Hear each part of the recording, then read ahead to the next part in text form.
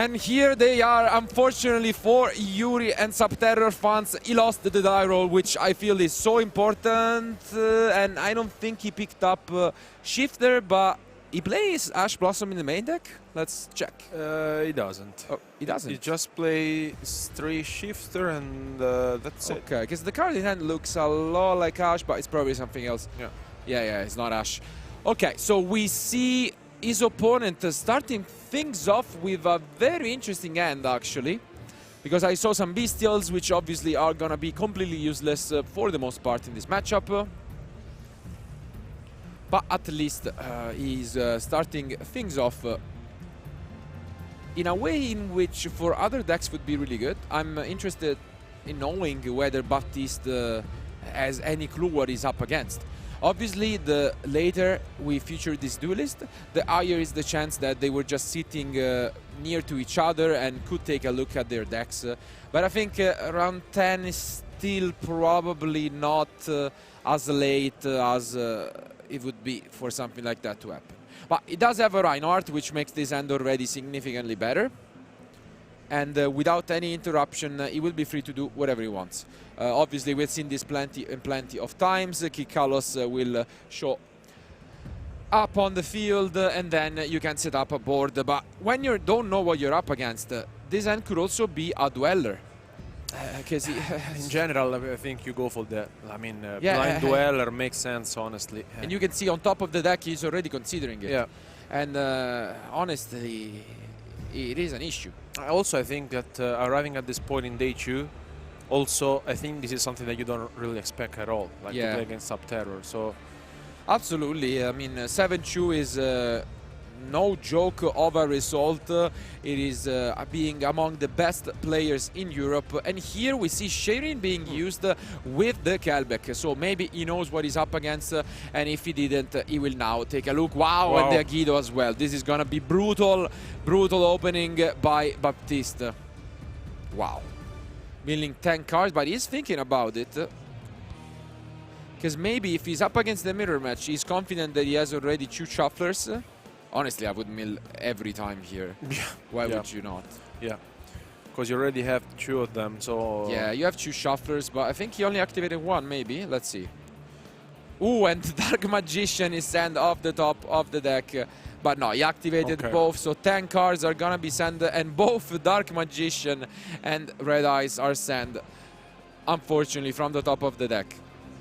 And now I think Baptiste now will soon realize what he's up against, and I think after having started things off like this, we must be very confident, honestly. But again, I think you really need to find a good solution to, because like the Dweller, as for now, will be not useful at all. We've had a discussion backstage yesterday whether which of us prefers Dark Magician or Blue Eyes White Dragon, but I don't know the answer to that question, and it's a tough one for any of you guys at home, I guess. But what I can tell you is that we haven't seen Blue Eyes going 7-2 at a day 2 of YCS in a long time. Dark Magician is there, though. Yeah. So that gives a point to good old Yugi. I can tell you that much. And now we get to see Crash Tira, Tearlaments come down as well.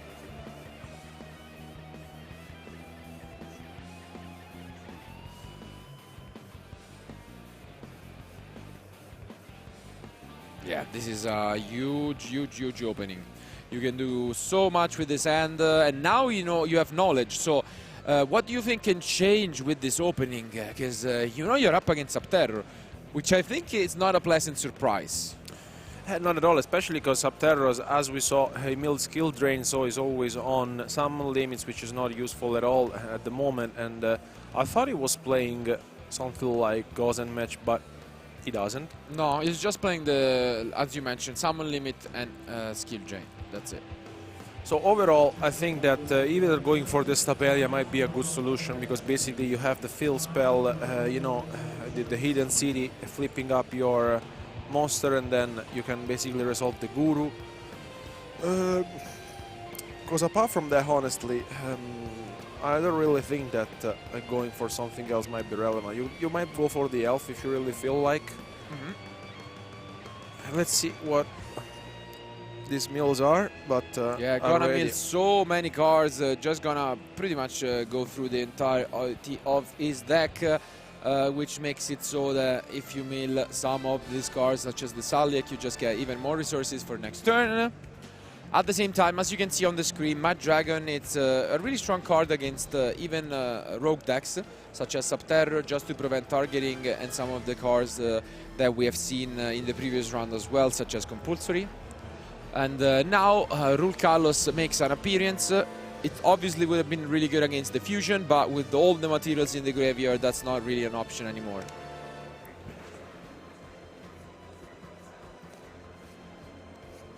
And I think we've always mentioned a couple of times how the beauty of Yu-Gi-Oh! Is decks coming back time after time again. Sometimes adapting, such as in the case from Herman to the latest set, with new cards coming out. But sometimes just an old deck, no changes at all, can work as well. And I guess Yuri is trying to prove that this is the case for Subterror. Yeah, and I really liked the deck back then. I think my last YCS I played was 2019 with Subterrors, honestly, when they were Salaman great, actually. And you couldn't name a single continuous trap card in the quiz. Okay, I see how it is. Maybe someone is sabotaging me to make the German commentators win, I guess. Oi, oi. Not only continuous, the counter traps. He couldn't name Solemn Warning after hearing Solemn Judgment and Solemn Strike. I have no excuses. No, you don't. But we'll take you just like this. I felt the pressure. Yeah, we can say that. And now we get to see the Redoer once again. Let's see if, just like last round, he will be able to pick up one of the few monsters in the deck, because that would be unfortunate. And yeah, that's it. Let's see what he will pick up. A trap would be really strong, and it is a trap card, so this makes this Redoer significantly stronger and makes this opening much more impressive from the French player. But as we know, Prosperity is one of the best way to start things off. There are a few interesting cards, especially in the side deck, I want to say. In the main deck, I don't think he's maining them much, right? No. Only going first cards. Yeah, that's the issue here, because basically, like, going second, you don't really have much going on. And let's see what he reveals with Pot of Prosperity. Okay, there are some interesting ones. Skill Drain is obviously really, really strong. Eden City, also really good. So a lot of options among these cards, depending whether he needs a trap or just the engine to go through. Necro Valley is actually the pick, it seems. Yeah, yeah. Okay, interesting. So Necro Valley being picked up, obviously really good, but at the same time I want to say, compared to other rogue decks such as the one from Herman, usually Subterror needs a field spell. So you would think that Necro Valley would work slightly less than other matchups. But here we see finally the Guru coming down. Great card. And he's actually gonna use its effect to put the Redoer face down, it seems.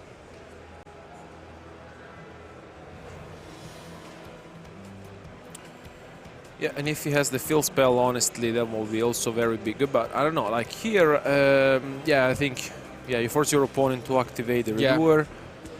Then you can discard the Findus, maybe. But let's see what's going on from Yuri. I think he has the fitness, right? Yeah, I think so as well.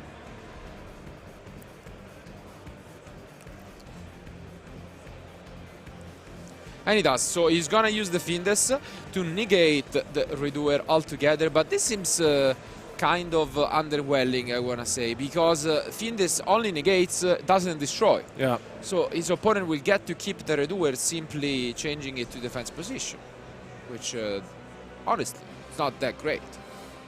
And yeah. Yeah, Redoer shouldn't be destroyed.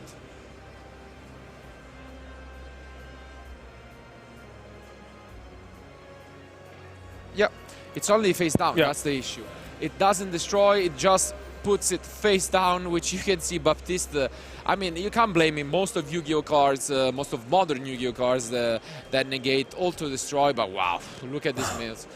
This is so much advantage, and I see a Solemn Strike, a Crackdown in the end, but I think those cards are not enough going second. No, exactly, because especially, I mean, now facing Baptiste fields, you're in trouble, because basically now with the ovnis being milled alongside the other trap card, honestly, you're in trouble. And as you mentioned, going second, you don't really have much going on, especially because Yuri is not playing any cards such as Gozen Match, for example, or Lava Golem. Yeah. And he's now able to go for a Kaleido Art, just getting rid of the only protection from his opponent. This seems like it will go Baptiste's way quite smoothly in game one.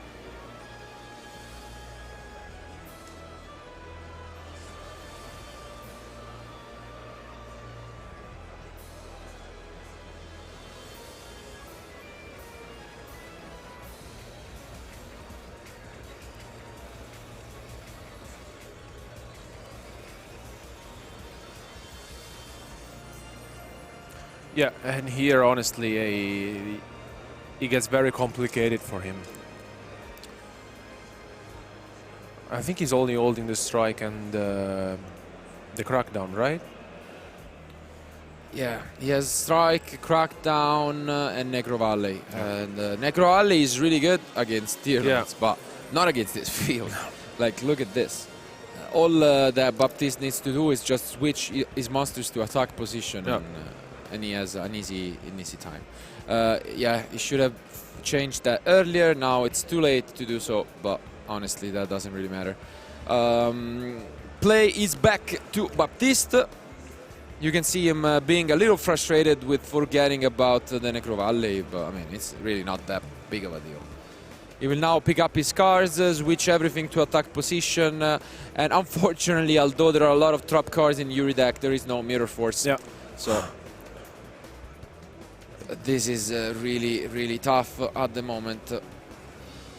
He will activate a Crackdown, most likely to get a monster. Then we're gonna see a Redoer, and then the Solemn Strike, which it's not that useful, I have to admit. I think you are forced to probably take the Kaleido here, which makes it your only hope. Maybe if you take the Kaleido with the Crackdown, you negate the Redoer with the Strike, you have a glimmer of hope. A glimpse of hope. Well, let's see. Yeah, and this is exactly the play that Yuri is going for. Thanks to the Solemn Strike, he will be able to stay in this game and hope for the best. And this is what exactly is gonna come down. Yep. As expected, the Solemn Strike coming down, negating, and this time destroying the Redoer finally. No, that's not his card. Yeah, that kind of a mix-up. He should give his opponent the Subterror trap. Yeah.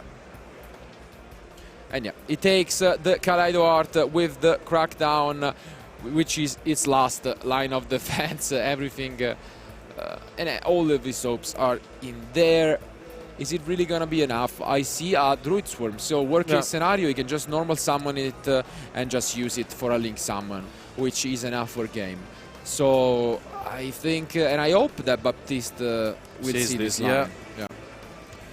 Because I can't really think of anything else, right? I think that's the play to go for.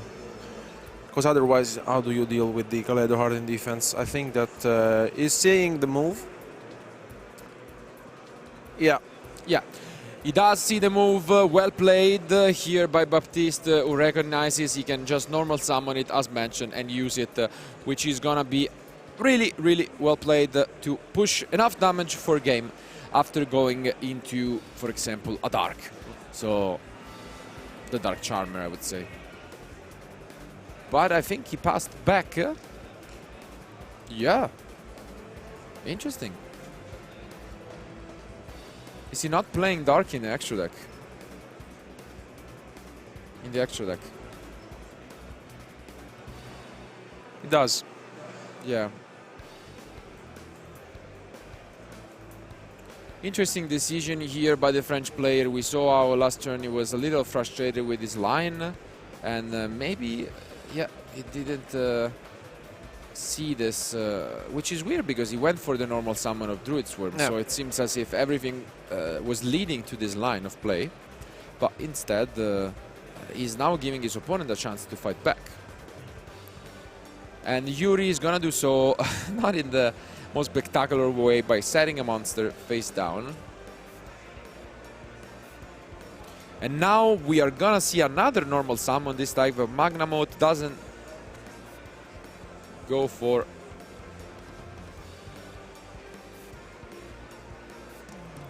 okay, goes for the wall though. Yep.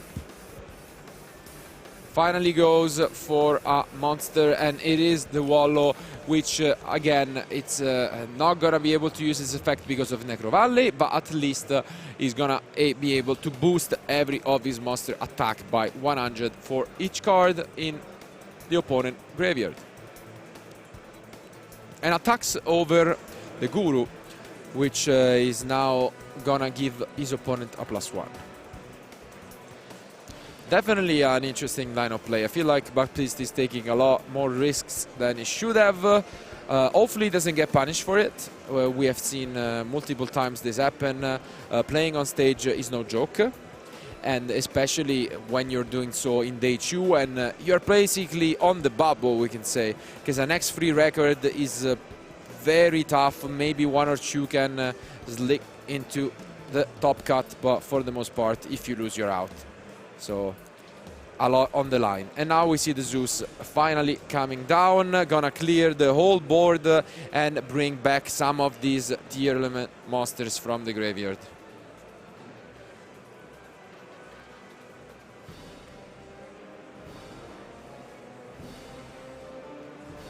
Yeah, checking what he has left in deck. It has been a long game nonetheless, basically 15 minutes down the line.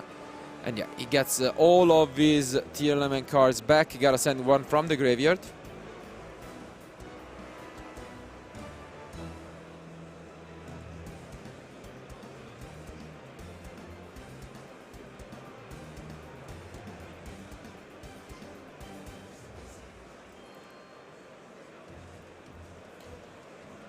And again, just like we mentioned before, Yuri is unfortunately not playing many cards to fight back from a situation like this. So I am pretty sure now, although taking a little more than he should have when taking this game 1, Baptiste is in a really, really comfortable spot. And I think if you're Yuri, you should really consider picking your cards up again because of end of the round. Yeah. Sure, there are 30 minutes, but your deck needs to win 2 games. So it's not the fastest at doing it. We have seen Herman not TKing, but this is not the case for Subterror. The deck is much slower. No, exactly. Especially because, like, I think Yuri is only left with 1 card in hand, right? So honestly, I can't really think of a card that could help him out coming back into this game. There is really no card, no single card such as that, especially with the fusions being gone. Not that Rule Kalos could have negated them, so here just, you know, the nail on the coffin with this Perle Rhino. And Yuri just trying to keep his mind focused as much as possible, maybe already thinking about what to side deck for next game when he's gonna go first, so he's gonna have a huge advantage considering the amount of trap cards he's playing.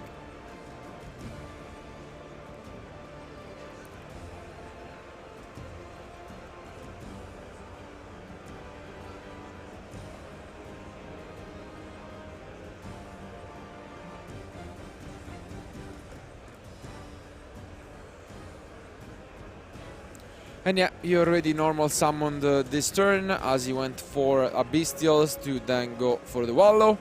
So the judge luckily reminded him about it. He's not gonna send cards from the top of his deck, it seems like. But that's mandatory, so yeah, he's playing a little too fast, I wanna say. He has to resolve his effects first and just send some cards from the top of his deck.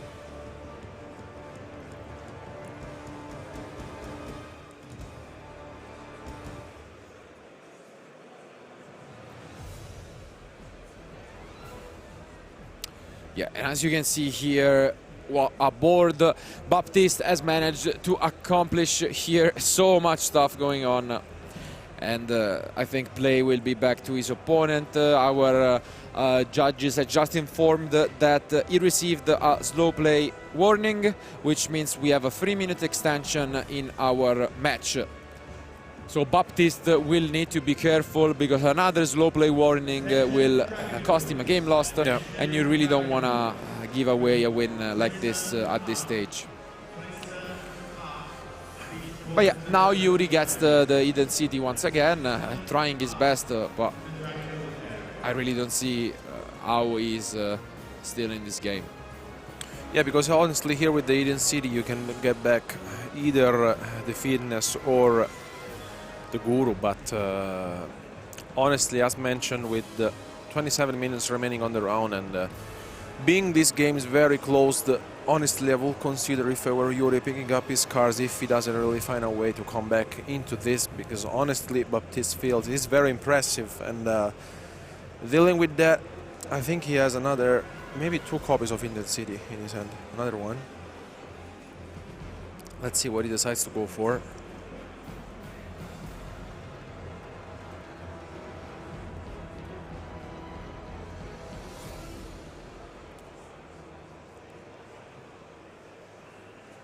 Yeah, and now, as you can see, his opponent just sets face down a monster and plays back to Baptiste, who has literally nothing to do other than attacking for game. And we will soon go to game 2, which was to be expected, considering the great opening and that Baptiste had. He was able to mill 10 cards from both with Kelbeck and Aguido, which is always a really nice feeling when you know that you cannot get punished by doing so, and by the cards that you mill off your opponent deck. So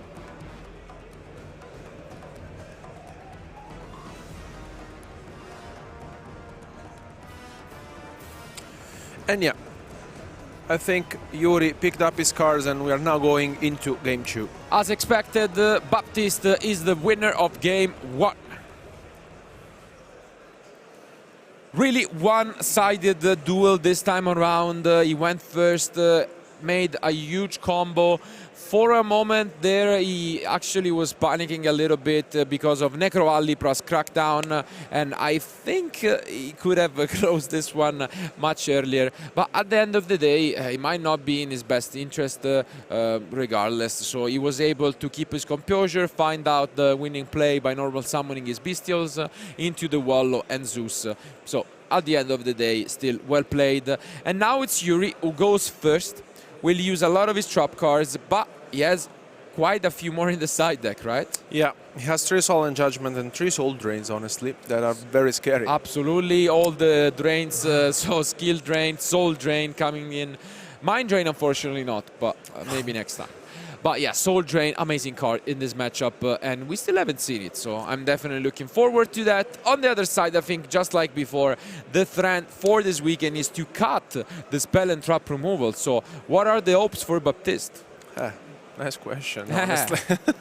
Because looking at the side deck, zero. Zero.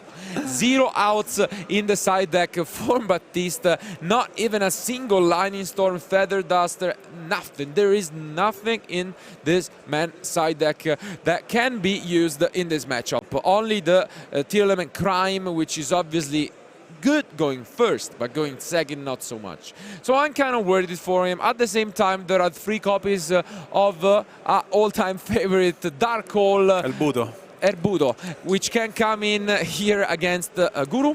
They can be negated by the Fiend, but you'll try your best. It's okay. It's okay. I mean, at least you can side out some Bestials, exactly. Which are completely useless. I mean, we did put in some work, normal summon them, those cows, we can call them. But yes, La Mucca. La Mucca. But for now, I think Baptiste will have a tough time regardless. Yeah. You're going second against a trap deck. So your hope is probably try to stay in this deck as much as you can in this duel, and then end game 3, you're going first, you're going to make a huge board and hope for the best. Worst case scenario, there is always a concern. But, spoiler alert, if we ever get to that time, Baptiste is not playing Scattershot, but he's playing something else. Let's see if who guesses it. But yeah, now our duelists are ready, so let's go to game 2.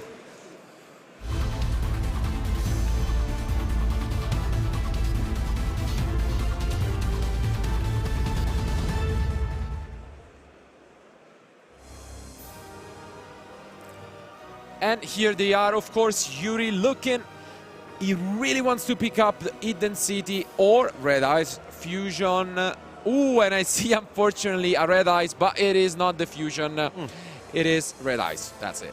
Yeah. Still, I think with this end, you kind of feel very confident, especially... I mean, Yuri doesn't know that Baptiste is not playing any Lightning Storm, Twin Twister, and Cosmic Cyclone. Yeah. And if he did, he was worried. Yeah. As he doesn't, this end is still solid, solid, solid. Because of a card among them all, which is the all-time favorite, Summon Limit. Yeah. The OG. One of the really annoying ones to deal with. And when you pair it with a card like Solemn Strike, that's even worse. Yeah. Of course, there is Perle Rhino. That's the #1 priority, I think, for Baptiste. If he has a copy of the Field Spell, Summon Limit is super easy to deal with. But instead, a normal summon of Avnis. Interesting. Wow. Wow, wow, wee, wow. No? Yeah, interesting. Ah, okay, Dark And there Hole. is the Dark Hole. Ooh, this is actually quite annoying. As mentioned, really, really strong here. Yeah. Wow. We mentioned that one of the few cards that he could have sided in was Dark Hole. He pairs it alongside Avnis. Is Yuri gonna be forced to use the Solemn Strike here? I think Baptiste could signal a weekend, which I think makes sense if you go for the strike. But instead he's gonna allow it, which I think is a huge risk, because now if you strike the Kid Kalos, they get to mill 5. So maybe a wrong decision by Yuri. Yeah, I really don't like this strike. At the same time, I guess it makes sense because of Summon Limit. You might want to allow him to mill and just use the Summon Limit afterwards. But, I mean, he's taking a risk. Baptiste instead sets 1 and passes. Yeah, because he's just going to use it on the summon instead, not on the effect, to just prevent the millings. It was an interesting decision, but yeah, Yuri gonna just speed through this, and we see an Agido. Ooh. Interesting. Okay, so Agido gonna mill 5. Let's see if there is anything interesting. I see a Shuffler, I see Shayrin, maybe a Ravnis. Yeah.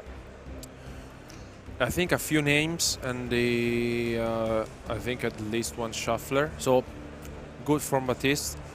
And we didn't get the chance to see last Yuri's set card, honestly. We know that one of them is the Subterror Final Battle, and he has the Summon Limit, which is still holding.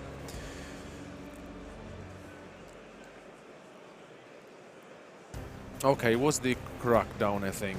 Okay, now the Summon Limit is being activated from Yuri.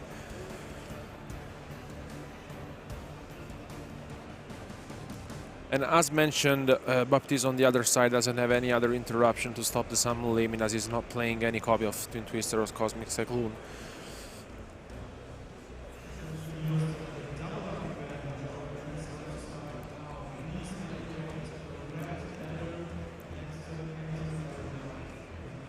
Okay, now it goes for the Fusion Summon.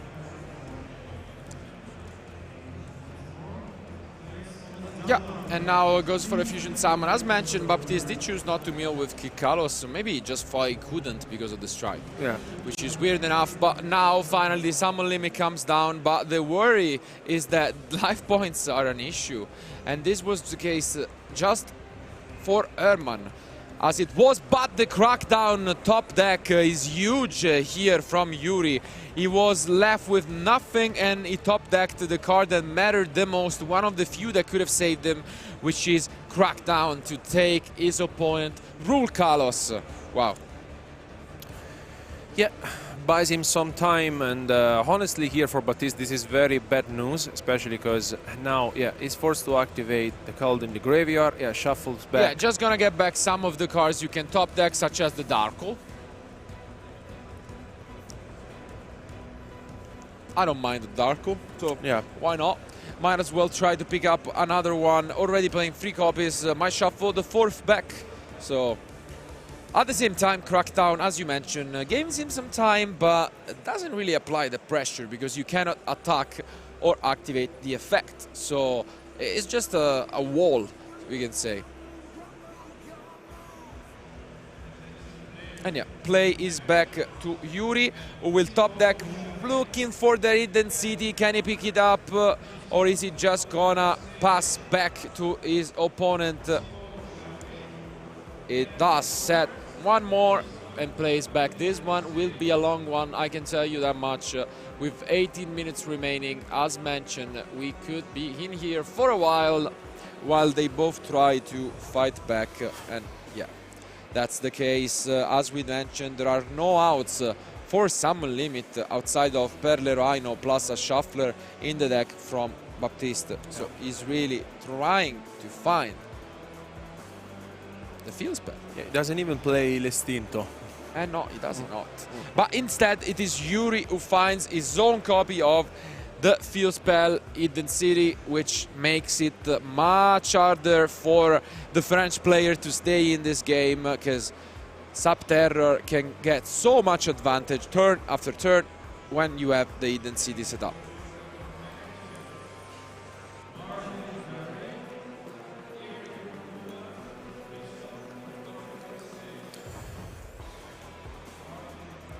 Yeah, now we can set the Guru, activate Hidden City, flip the Guru, Yep. then activate Guru. Can make a lot of things here. Let's see what he decides to go for. Absolutely, and Hidden City reminds me of a great playmat that was won at the LDS finals a few years ago as the prize, and there was one in Italy by Federico Mecozzi nonetheless, the only final he has ever won in Ravenna. But it is what it is, still a final, still a final.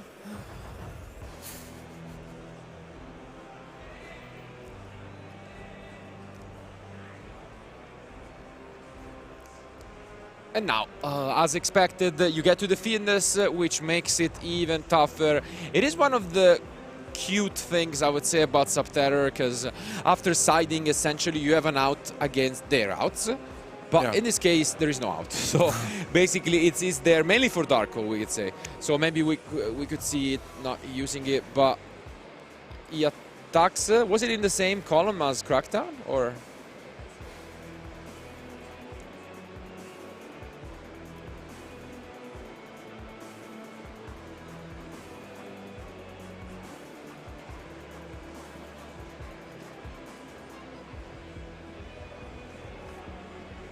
Okay, because he flipped it face down with the Guru, and then he flipped it face up. So, okay. Exactly. That's why. Yeah. And now this is very, very difficult for Baptiste to come back, honestly, without having anything else. Yeah, because now there is real pressure coming from the Subterror player. Because even if you do the Dark Hole, Yuri has the Fiendness in his hand. So. Yeah. And you can see here Baptiste just trying to stay in this, looking for a top deck that might not even exist, honestly. And yeah, I mean, 15 minutes remaining, still some time. Gonna shuffle back a few cards, just for the sake of it.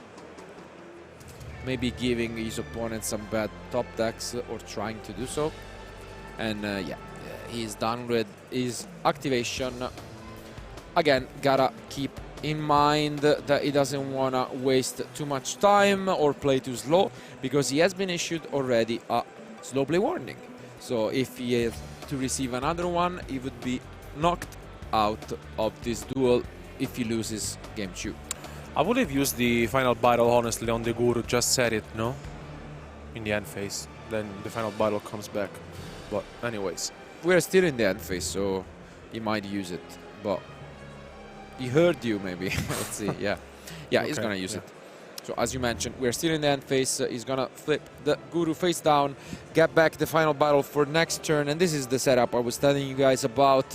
When you leave this much space of action to the Subterror deck, every turn they get a +1 at least, which is getting out of hand real soon. Yeah. I don't know if he milled the Archer, but that might be helpful here, just to shuffle back Baptiste set monster, if it really feels like. Yeah, and also if he kept it, it might be one of those cards you side out even. So we'll figure it out, but it seems like he just added another copy of Final Battle to the end.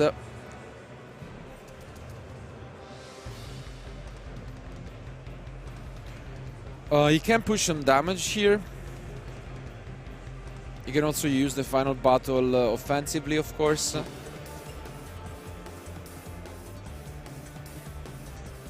And yeah, just gonna go to the battle phase, push some damage, get rid of a Kelbeck, attack directly, and use the final battle in the damage step to even deal more damage, leaving his opponent around 800 life points or something like that. And yeah, this will be tough. So 1200 left for Baptiste, because it's 34, yeah. And now it's one last turn for the French player. Can he come back into this, or are we gonna see a game 3 real soon? He's trying, at least by normal summoning, the Rhino Heart to send a Tearlament to the deck, and probably summoning Kaleido Heart in doing so.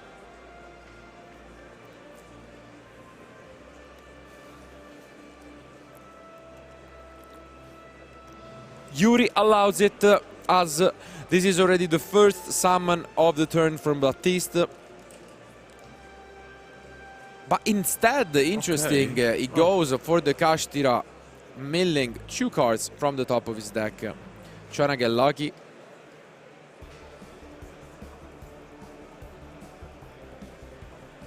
Let's see what they are. Terraforming and a Rhino. Really awful mills, and he picks up his card. So we are going to game 3, 1-1. Close match nonetheless. Again, with these trap decks, you never count them out. It has been a close one, but now we're going to game 3. This time though, it is Baptiste going first. I left you guys hanging before the start of game 2 by guessing what card Baptiste has in his side deck with this hand gesture, and well, it is Gagaga Cowboy. There are still around 11.5 minutes left, so we'll see if he decides to bring it in.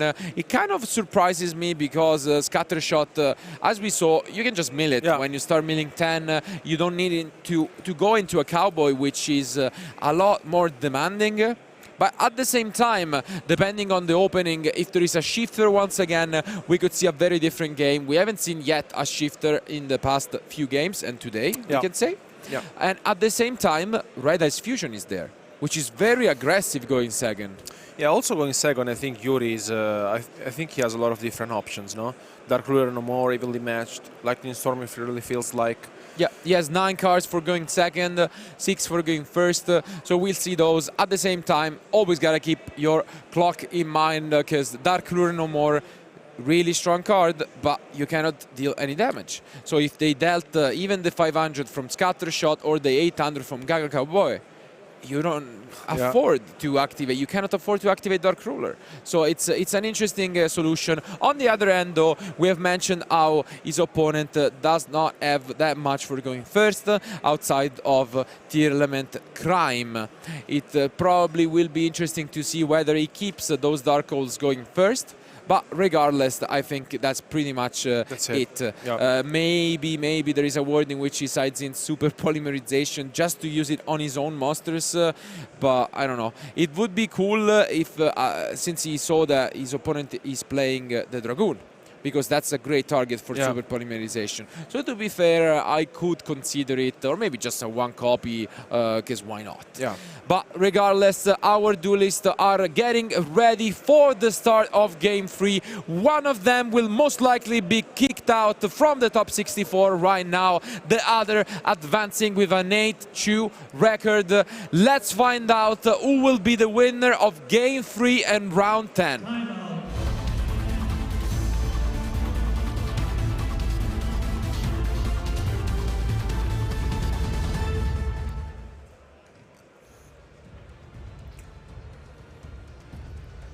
And here they are, almost ready, shuffling the remainder of their decks, and it all comes down to this. 9 minutes remaining, not too much time left in this round, but lot of things that can speed up this one. Yeah. Shifter among them all. Yeah. If Yuri picks up a shifter, honestly, that will be very, very, very huge for him. And let's see. We haven't seen one today so far. Maybe. Will it be the time?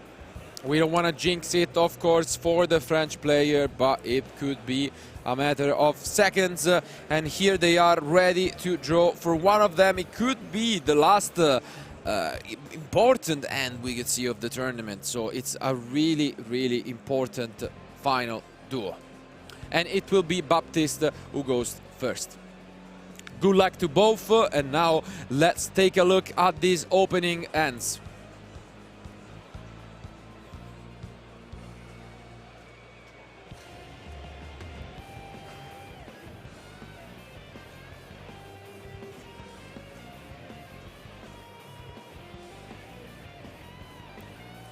In the meantime, we can go back to us while they finish up the start of this duel. And yeah, as we are getting ready for the duel, we'll check on the timings to find out what and how much time they took while siding, because we know it's always a matter of seconds, minutes, whether they can figure out what to put in for this specific matchup. So in general, as we were mentioning, what do you think is the #1 priority for Baptiste to side out in this matchup? Honestly, he's playing bestials, which are not useful at all. But on the other side, the thing is that in his side deck, he doesn't have so much going on. There's the Tearlaments Crime, which is, of course, useful by going first. And given that there are 9 minutes remaining on the round, the Gagaga Cowboy will be going into this extra deck. But apart from that, honestly, you cannot really afford to side out a lot of cards. Like, if you really feel like you can side Dark Hole in even going first, that will be a solution, just to side out any other cards that will not be useful in this matchup. But I think that overall, as we saw in Game 1, honestly, Yuri's deck list is, of course, consistent on one hand, but if it goes second, in Game 1 he has problems, especially because he plays a lot of going first cards, and he doesn't play Gods and Match, he doesn't play Evenly Matched in the main deck. So basically, if he loses the dice roll, as we saw in Game 1, if he doesn't see Dimension Shifter, he might be in trouble. On the other hand, though, I think his side deck is very consistent. He's just played all 3 offs. And when going first, he has Solemn Judgments, Soul Drains, and then when going second, I think he has very good solutions for our meta decks. So Evilly Match, I think it's one of the most generic ones alongside with the Lightning Storm. And then also Dark Ruler no More, it's I think one of the must of the deck, I would say. Yeah, absolutely. At the same time, as we mentioned, this is one of those deck lists where it's really extreme. Sometimes we have seen, such as in the case for Merman, where he's playing all of these going first trap cards, but at least he's maining Evenly Matched, and he's maining some cards that are good for going second as well. For Yuri, it's really one-sided, outside of I mean, Shifter, of course, but it's both good at going first and second. There is one copy of Feather Duster in the main deck, which is honestly surprising. But outside of that, there is no card for going second in the main deck. So taking going first, I win, going second, I lose kind of approach. And it is working out for him. But in the side deck, as mentioned, he's trying to come up with ways to solve this issue. And it's working out, I guess. But at the same time, on the other case, we can take a look instead of his opponent deck, which on the other hand is more or less something we have seen. The Herald of the Orange Light is in the deck, which, for example, for Anastis was crucial to give him a Game 1 victory, and could be the case even here, because if you negate the Guru from adding right away and you discard an Agido or a Kelbeck, then the advantage gets out of hand. And compared to our Duelist, which we have seen only play maybe 3 or 4, he's playing the full 12 Fairies package, so free Agido, free Kelbeck, and I think this is great news when you're paired against a deck like this. Yeah.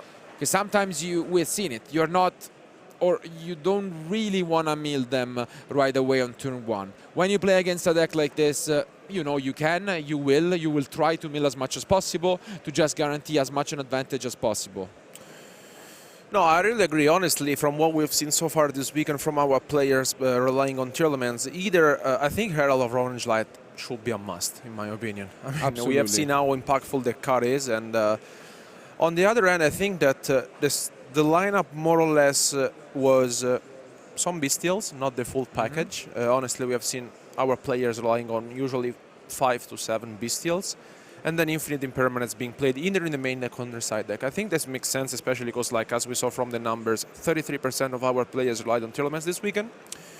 So I think that that choice is paying out as for now.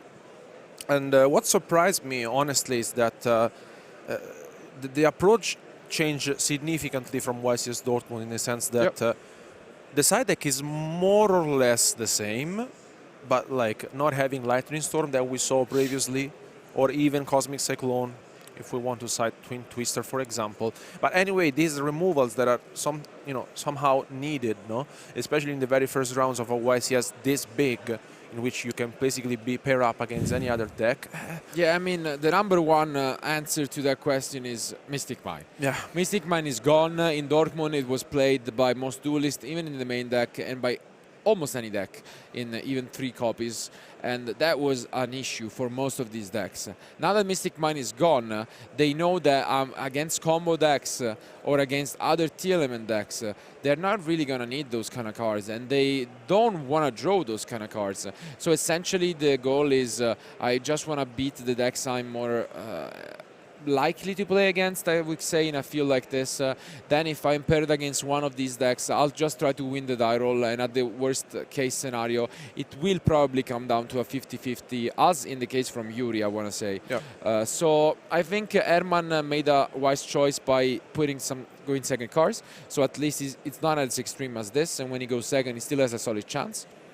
But I agree with you that some of these duelists are maybe not as careful as you should be, especially, I want to say, when we take into the picture Triple Tactic Thrust. Because a trend, again, has been to play 3 copies of Triple Tactic Thrust, and that just side in cards like 1 Lightning Storm, because you can search it. But the issue is, if the deck you're up against is actually a proper trap deck, which doesn't use monster effects, the Trust is completely useless. So you only have 1 copy instead of the 4 you think you have by siding 3 Trust and 1 Storm. Regardless, I think it's a matter of decisions. The formats are evolving completely rapidly and quickly, changing week after week with new releases and new Forbidden and Limited lists. So you can't really settle, and Duelist had to quickly adapt to changes and prepare for this event. Still, we have among the decks, and we will be able to show you guys the breakdowns for the event later on as we go. A lot of different duelists competing, but still some of the high caliber players up there doing well. Some on the bubble, some already locked in for Top Cut, because this was the official first round in which you could be locked in, because 10 guarantees you, of course. I want to say even 9 and a draw, but this is the first time where we have some locked-in duelists for Top Cut, which we will see later on in Top 64. And of course, we have some good names as well. We don't want to spoil them right away, but at the same time, I want to say some of the duelists were also knocked out. For example, you know, Diego. The Flowander is God. We were not expecting this, honestly, because this was the last tournament on which Diego wanted to play his Flowander's deck, actually. And it was 3-0, I think. Absolutely. And then And he got unfortunately knocked out. However, we are finally ready to show you guys the end of Game 3 with about 9 minutes remaining on the clock. Our duelists are ready. Let's find out who will be the winner of round 10.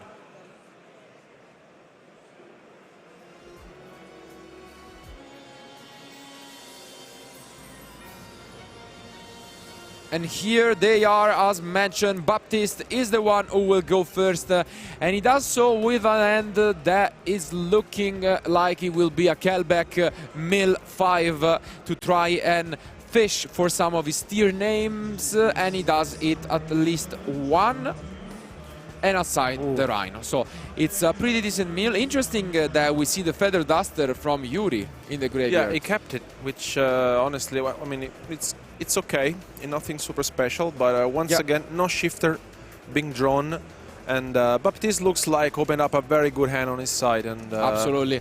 As you might have noticed, we had to wait to check just how long our duelist decided, because it was slightly over the 3-minute marks extension, which is why they have received a 3 minutes extension, and time is now back to 10 minutes and 30 seconds for this game 3. So. And I think we could be seeing something closer to what we saw in Game 1, in which basically Baptiste went for the Rook Kalos plus the Kaleido Heart. I think this end might be what he was looking for, honestly, and without having any response from Yuri, which is not playing, as we said, Ash Blossom, for example, or Infinite Impermanence. He does get, though, the side deck Crime, which is a great tool against any deck really going first, and especially against a rogue deck such as Subterror. Debating his options, really doesn't want to take too much time, but he could go for the Cowboy if he feels like it. Yeah, he already has the option. It depends on what his ideal end board would be. Here's the Cowboy, just in case. And now he's gonna go for the Stapelia, and let's see if he goes for the safe Redoer line, or if he actually goes all in with the Cowboy. Okay, he's debating it. I see the Cowboy in the end, taking his time. I mean, it's not an easy decision, honestly.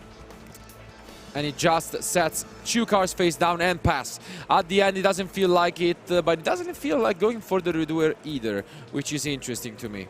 I think if you don't go for the Cowboy, you go for the Redoer for sure, considering the amount of trap cards in the deck for Yuri. It just turns into such an amazing card. Yeah, exactly. I mean, I would have gone honestly either for one of the two. Consider that there's 8 minutes remaining, honestly. Yeah, but the issue is that once he goes for the Stapelia, then the Crime would have been useless. He needs to have a Tearlaments monster, and here you see why. Okay. He has to negate the evenly matched with the Crime, so at least well played by him in recognizing it. And yeah, the evenly match is negated. He will go now for a fusion summon, probably getting the Kick Kalos back once again to the field, exactly. But let's see if maybe there is a second evenly matched. Oh, might be. That would be interesting for sure. Now you can get back a card for next turn, you can get the Avnis, you have a few options. Definitely getting something like the Rhino would be interesting, I feel like.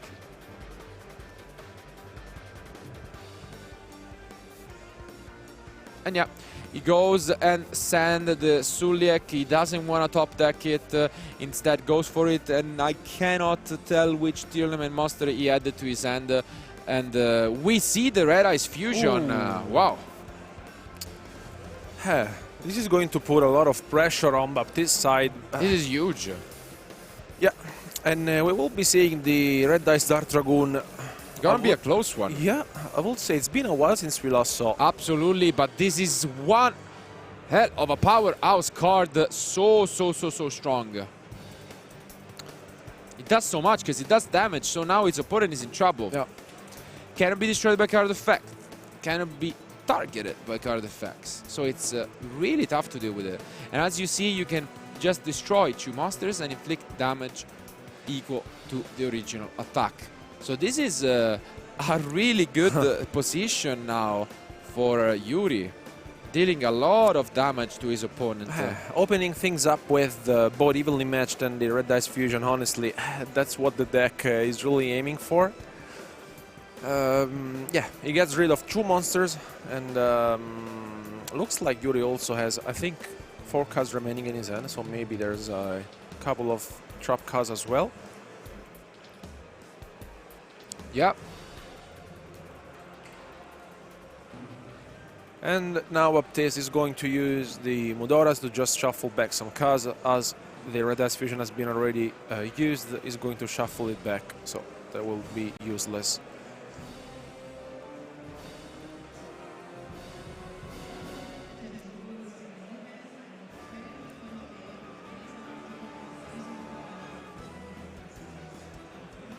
And it is here, as mentioned, gonna shuffle his decks, but Dragoon does not target, so he will destroy the Kid Kalos. Yeah. And this will be devastating, but Baptiste, who maybe did not realize this, or he did just to mill the 5 cards, unless his opponent wants to negate it. So this is so bad for Baptiste. He loses his whole field, takes 5,000 life points, and with just 5 minutes remaining on the clock, it looks like Yuri might be in a really comfortable spot here. But now we get to see a couple of mills. These are really, really important, and I think it's a whiff completely. Wow. Wow. Really unfortunate here by Baptiste, completely whiffing with this Kashtira Tearlaments. Very unfortunate. And now I think it's left a top deck, right? Face down card from Yuri. Gonna take a look at the graveyard. Nothing threatening there. So play is back to his opponent, who needs a miracle to come out of this. One way to do it could be a Perle Rhino maybe, but he really is in a tough spot. Yeah, you can see him just checking the graveyards and maybe realizing that there is not much he can do. I don't think he looks like a man who knows how to come back, and he does. Wow. He extends the fist bump and he loses this top deck in polymerization. It is Yuri. What a match it has been, wow. At the end, we do see a comeback from Yuri, losing the die roll in game 1 and losing the game. And then after a really well-played and hard-fought match, he's the one who comes out on top. It looked as if he would have lost completely after a Kelbeck opening by his opponent, who could have gone for a cowboy or even a redoer. And I think that is where maybe the duel got out of his hands. To prioritize the crime, he could have played probably a little better with having both the crime and, if you think about it, the Rule Kalos. Yeah, exactly. Rule Kalos instead of the kit of the Stapelia. Yeah, you just put Rule Kalos on the field and you basically prevent your opponent. And you make Redoer. Because then with the Rule Kalos you can negate the fusion. Because what happened was, evenly matched, the crime was there, but then the fusion completely took the duel. And I think that's very unfortunate for him. If he instead went for a different line, he could have taken it home. But sometimes that's the beauty and the brutality that Yu-Gi-Oh! Can have. And it's why we love this game so much. Regardless, I want to say congratulations to both. And to Yuri especially, because he's moving with an 8-2 record. So great chance to advance to the top 64. But without further ado, I want to thank you guys for being with us for round 10. We'll go on a short break and then we'll be back with the winner interview real soon.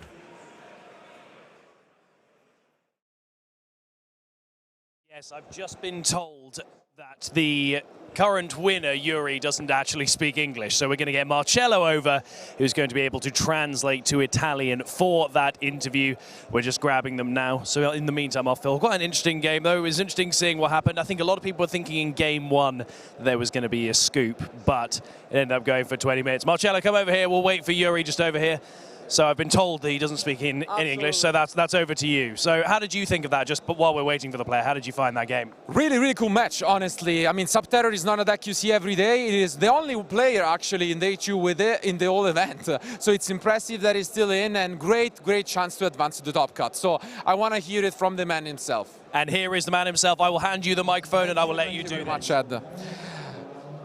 Ciao, congratulations. So guys, I'll try to just switch, ask him a few questions in Italian and then translate them for you. So, anzitutto congratulazioni, bravo, complimenti. Abbiamo visto che giochi un mazzo molto particolare, quindi Subterror. Ti volevo chiedere la scelta, come mai, so why is he playing this deck? Ho giocato questo mazzo perché sinceramente era l'unico che c'avevo, però a furia di giocarlo da tanto tempo comunque sono riuscito ad avere tanta confidence e sono riuscito a mettere comunque delle buone tecce per affrontare questo meta che era palesemente Tieri Shizu, e comunque finora hanno tutto sommato premiato. Il mazzo se la può permettersi carte molto forti, tra cui Shifter, che in questo formato è fortissima. Yeah, he mentioned that it's his favorite deck and he's been playing it for a long time. He expected the field to be Shizu and it was right, 32% of the deck. So it's working out for him, especially with some of the tech cards that he has in his deck, such as the Shifter, and he proved that it is the best matchup for him. So just before closing out, I'm gonna ask you, how does it feel? Is it your first time trying to reach for a top cut? And do you have any shoutouts, I guess? So, ti volevo dire semplicemente se è la tua prima volta per arrivare a una top di un torneo così grande. No, tante altre volte. Ok, bene. E se hai semplicemente un saluto da fare a qualcuno. Sì, sono stato già diverse volte vicino alla top, purtroppo sempre per poco non ci sono mai entrato. E voglio salutare tutti i miei amici della Liguria, in particolare di Petra Ligure, di Savona, i posti dove faccio i local, e ci vediamo settimana prossima. Okay, so he just mentioned that multiple times he was close and he lost on the bubble, so this time we wish him good luck to finally reach the top 64. He has great chances with last 2 rounds, and finally that was an Italian shout-out to his friends back in Liguria. So thank you for being with us, congrats again for winning, and thank you guys. That was round 10. We'll be back quite shortly with round 11 from YCS Lyon.